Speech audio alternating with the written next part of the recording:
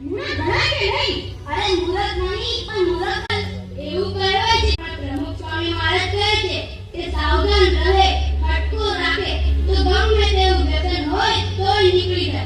માટે મૂકો, વ્યસન મૂકો, સુરવીર થઈને વ્યસન મૂકો. મિત્રો અને સગા સંબંધીઓ તો આગ્રહ કરશે, પણ મનમાં નક્કી કર્યું નહીં એટલે નહીં જ લેવાનું. અને ખાડામાં નાખનારા તો ઘણા મળશે, પણ બહાર કાઢનારા નહીં મળે. માટે વ્યસન હોય તે બધા જ છોડી દેજો. વ્યસનની જેલમાંથી છોડાવે તેવા વીરચંદ પ્રમુખ સ્વામી મહારાજ આજે આપણો હાથ પકડવા આવ્યા છે. માટે વ્યસન છોડવા તૈયાર થઈએ, ભગવાનને પ્રાર્થના કરીએ, સાચા સંતનો સંગાત લઈએ તો વ્યસન આપણાથી છેટું ને છેટું જ રહેશે, છેટું ને છેટું જ રહેશે. બોલો